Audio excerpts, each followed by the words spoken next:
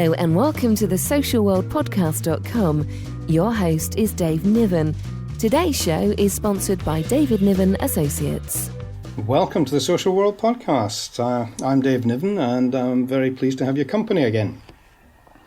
Now, today's podcast, the principal interview that I took on this, that was with Alan Wood, who is the president of the Association of Directors of Children's Services in England.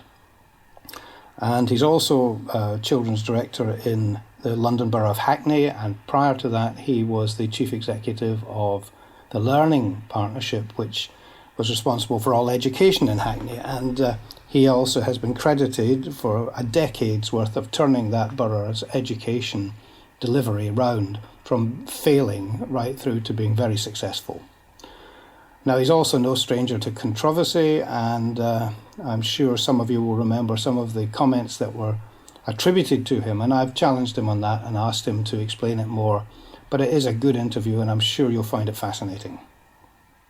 But just before we get to that, I'd just like to say a couple of things about some news stories that have been around in the last week or so. One resonates strongly with me, and that is there's a social worker who's actually been given a 12-month condition of practice order by the Health and Care Profession Council, and effectively for not making her Facebook page private, and for the comments that she posted on it concerning a case that she was involved with, involving court and involving domestic violence and so forth, and the family complained. The social worker was adamant that she thought that her privacy settings were sufficient. Of course they weren't. The family actually saw it, or it was drawn to their attention, and she quite rightly has been admonished for it, and has now to serve 12 months effectively being further supervised. But that's not really the main point for me, as much as the distress that it causes this family possibly, and the child, and possibly even interferes with the judicial process. The fact is, again, it's a stark reminder of something that I've been going on about for a long, long time now, and that is social media and professions, especially ours, and teaching and law, that effectively you leave yourself wide open if you don't have maximum security and know exactly who's going to be reading what you write. Unless, of course, you write just a load of nonsense, that's fine. But if you write anything that's confidential, if you write anything that could be used against you, or even if you're not private and leave yourself wide open, people find you and post things about you or direct people towards you where you desperately need, for the sake of professionalism, to be confidential. Really, really, just please don't let your social media be anything but very, very private indeed, and actually protected. Now, secondly, the other thing I was picking up this week was the new chair of the Historic Child Abuse Inquiry that's been mentioned after Lady Butler-Sloss was withdrew as chair because of various associations that she felt would interfere with her impartiality. The Lord Mayor of London, Fiona Woolf, was appointed to investigate claims of what, in effect, we're looking at an establishment cover-up of sexual abuse. And some MPs are jumping up and down here because it's emerged that she has close ties to the former Home Secretary, Leon Britton, and he is pretty likely to be called to give evidence about claims that he oversaw the alleged cover-up. So, I mean, I don't know where we're going to go with this now. I mean, as far as I'm aware so far, nobody's actually saying that Fiona Woolf is going to do anything, and she's not going to step down, and effectively I think this is being stonewalled. But I would predict activity here, and I would predict further challenges, and I don't think this is something that's going to go away easily. Obviously, everybody hopes that it's a non-story, and everybody hopes that at last we've got an impartial chair for something that's been waiting in the wings far too long. But let's just wait and see. I'm just, I don't know. You just wonder about people who actually appoint people, who they don't look into the potential kind of possibilities of their connections and what that might spark in terms of people who are looking for conspiracy theories. Anyway, without further ado, and remember that you can download this on iTunes. Just go to the iTunes store, hit podcasts, and please leave comments. That would be brilliant. You can do it from our website, socialworldpodcast.com, Stitcher, Podfeed, wherever. And tell your friends. And also tell your friends and yourself to give us some comments, give us some feedback, because we thrive on it. I love it when it comes. And so here we are. Joining us tonight is going to be Alan Wood. And I commend the interview to you. Alan Wood. Alan's my guest today, and Alan's the president of the Association of Directors of Children's Services. You're very welcome, Alan. Thank you, David. I'm glad to be here.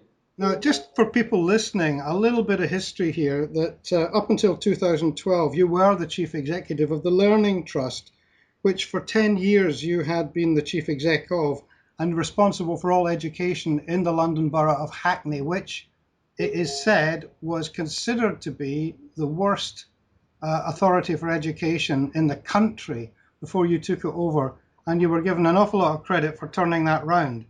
And subsequently, you've been in post as the the president of the Association of Directors of Children's Services now for what, 2 years, Alan, is it? No. It's only a 1 year. It's only a 1 year posting. It's a 1 year one, right? It's a 1 year post. Yeah. You're a serving director, and you are elected to the presidency for 1 year. It actually turns out to be a 3-year thing, because you're deputy 1 year, then you're the president, and then subsequently you're the last serving president, as it were. So it turns out to be a 3-year stint, but it's you're only the president for 1 year. Right, got you. Okay, so just a little bit for the listeners, if you would, about what the job actually involves, or what the honorary position involves. Well, I suppose there's two key areas in the post. One is to build confidence and strength in the membership among directors, and our membership is also open to second and third tier staff in local authorities. And so we're building confidence that we are clear on what the key policy issues are we're trying to pursue. We're clear upon what the challenges are faced by local authorities and their staff in delivering high quality education services and high quality services for childcare, high quality services for children's social care, high quality services for young people through youth and associated. So we've got a policy role in terms of developing that policy and getting support for it and listening to our members.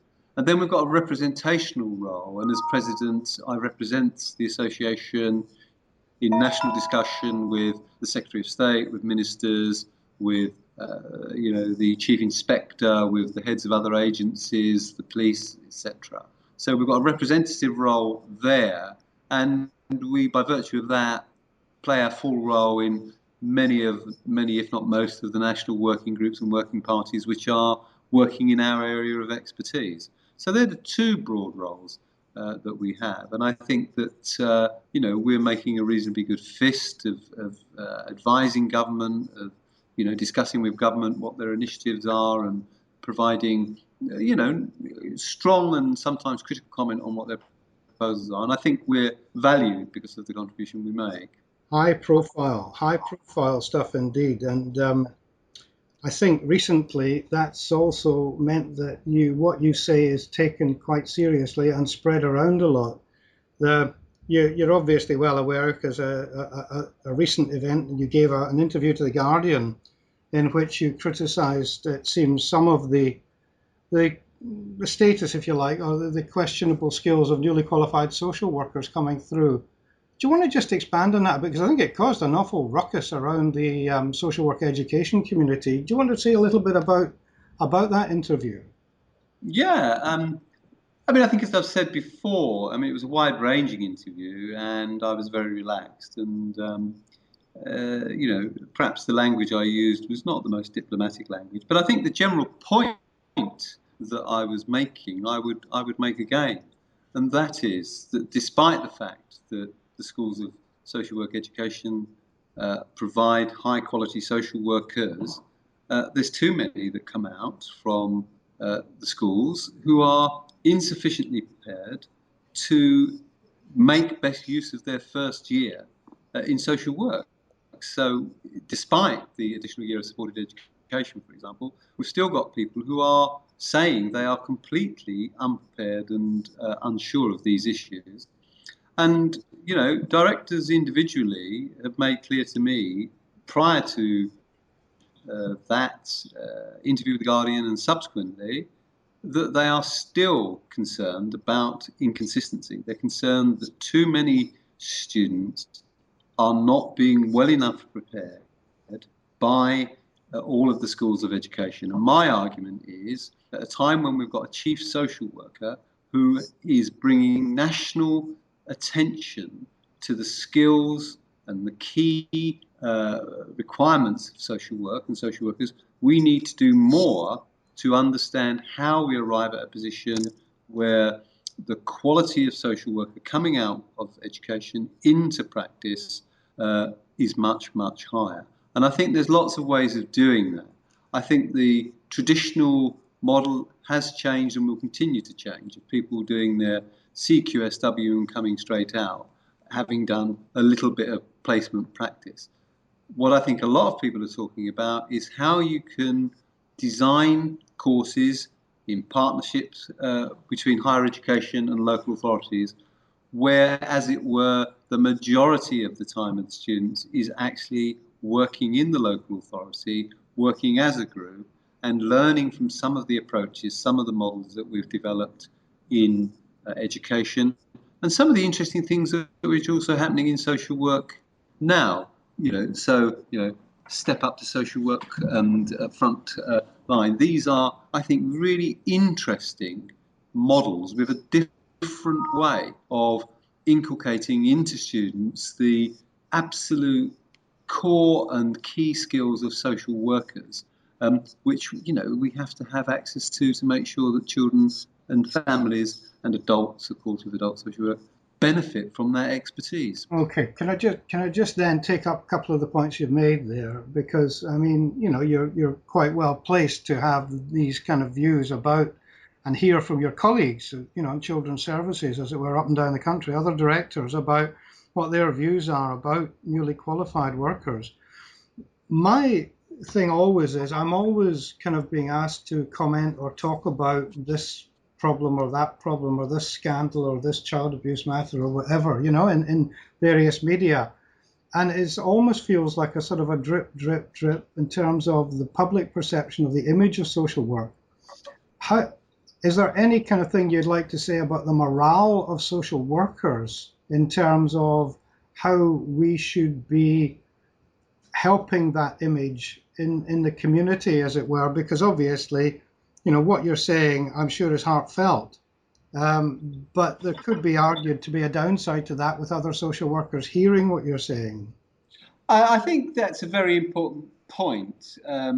And I wouldn't want to be in a position that suggested that, there wasn't in social work some incredibly exciting work going on and some fantastic professionalism and expertise that our social workers have. I've seen a lot. I mean, we've remodeled the way we deliver social work in Hackney. That's a model that other people are looking at. I'm also involved in the decision making in terms of the Innovations Fund, which is money that local authorities can apply for to rework their social work model. And I'm seeing some incredible stuff coming through.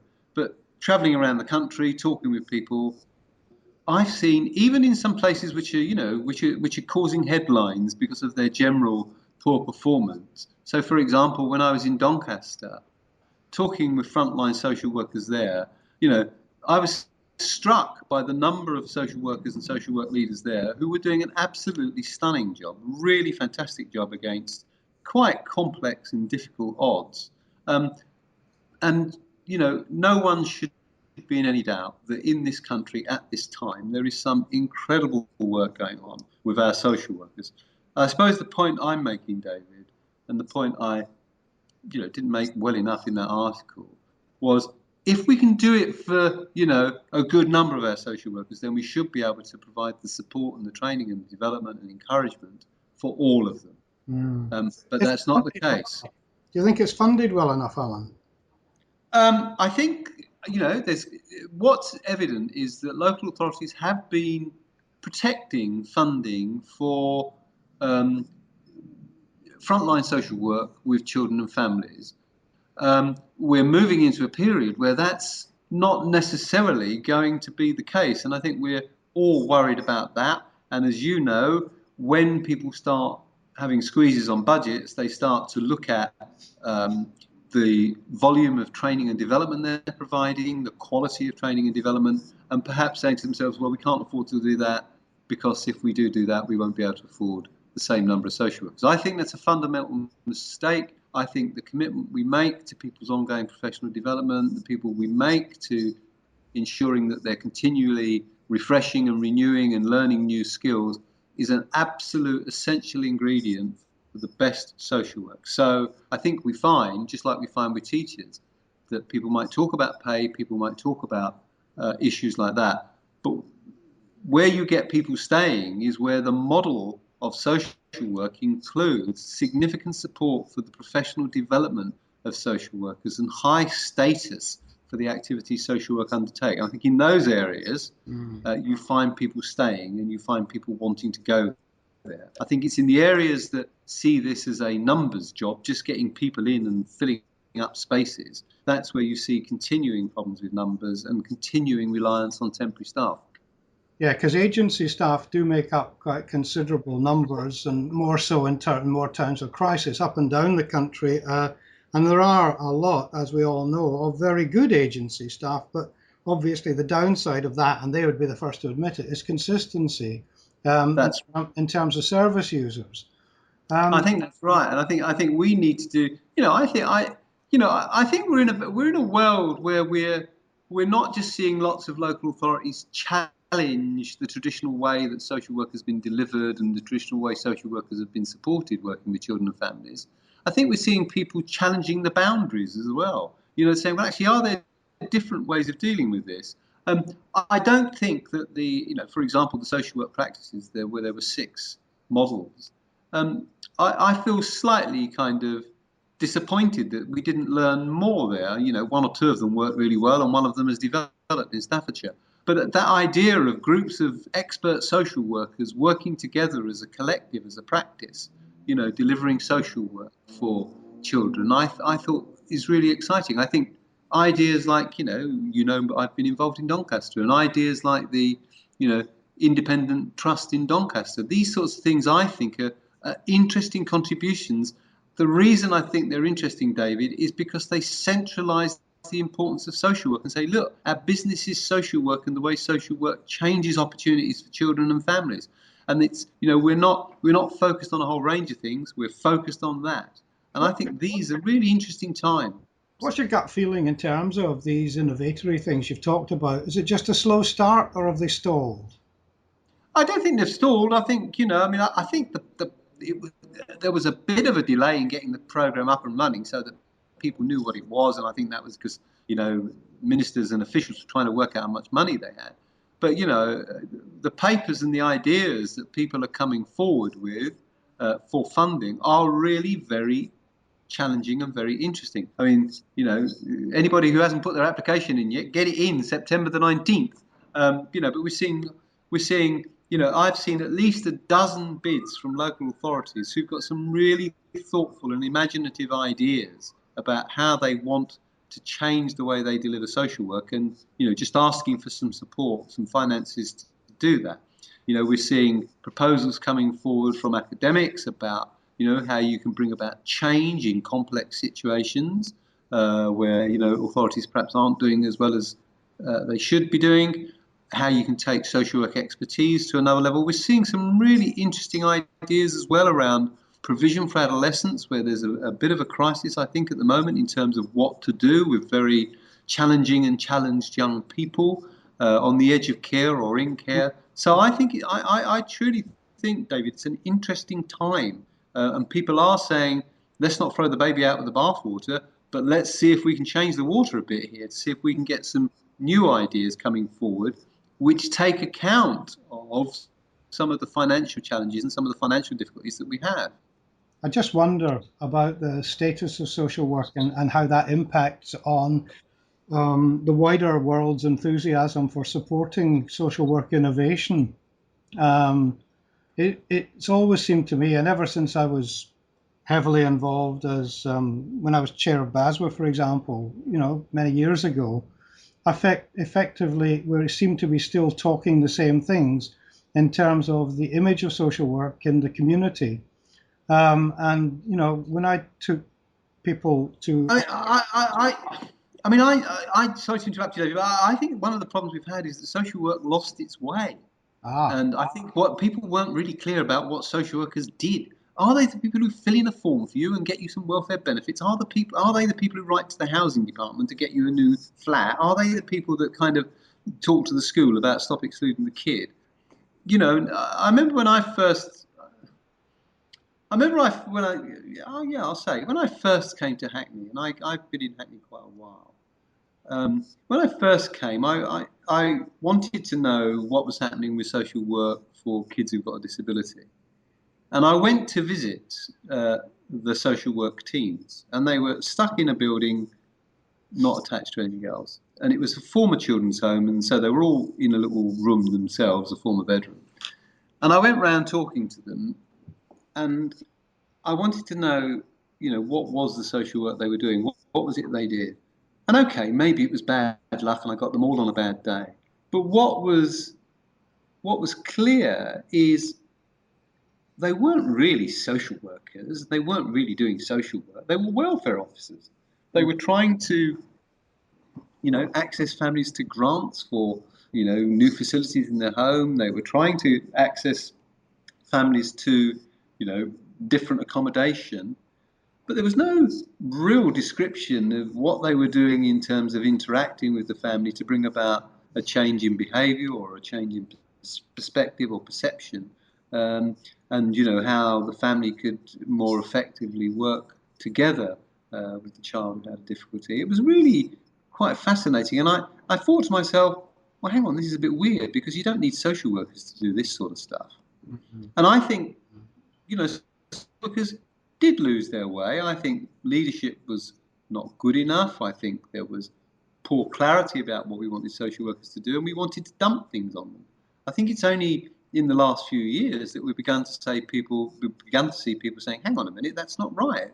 Social work is one of the most important professions we have in this country, and it makes a vast difference to people's lives. I think a lot of people would agree with you. I mean, just generally, what I was going to sort of point out was when I met opposite numbers from other Western industrialized countries, for example, the status of social work within their communities was much higher, and the clarity of what the task was much better.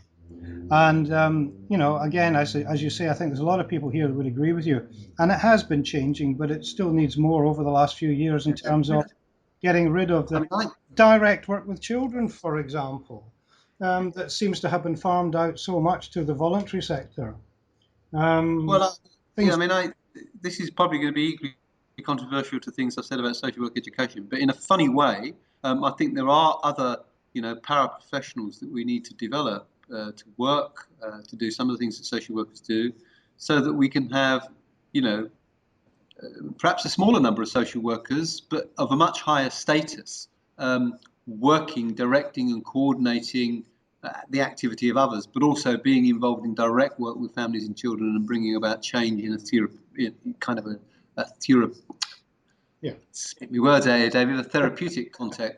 Yeah, I really think that we're at a big point in the development of social work in this country. I think, as I say, the fact that we've got a chief social worker, the fact that each local authority is supposed to have a principal social worker advising the authority, these are really important bits of the navigation or bits on the map that help us to say, yes, the country does afford high status to the profession of social work, but what it wants is to have expert social workers carrying out, effective expert social work, and we need to do more to ensure that that is the characteristic of all of our social workers. Okay, let me run something by you and see what you think, because I'm a great believer about how social work is perceived, because I think it has a direct bearing on how the community works with us. So, for example, there's a distinct lack, in my view, unlike your view on this, that frontline social workers never talk to the press, and that people don't get just before I answer that, David, I've now my next meeting's here, so I'm going to have to go at the end of this answer this question. All right. Well, give me a quick. Sorry to muck up to leave it, but I think about frontline social work. About good things. I mean, people of higher pay. I think frontline social workers, like frontline teachers, talking to the media about the difference their profession makes to children and families, I think is important. Describing what they do. I think where it gets difficult is if you want frontline social workers to talk to the media about individual cases, because the only case that the media will want to talk about is those where something, in their view, has gone wrong. No, I think good news and success stories. It's people at higher pay levels should talk about crisis. That's fair enough. But I'm talking about the thousands of good news stories that we could be hearing, so that tomorrow morning, when that social worker goes on a new case on the doorstep, there's just that little bit more trust, that little bit more understanding.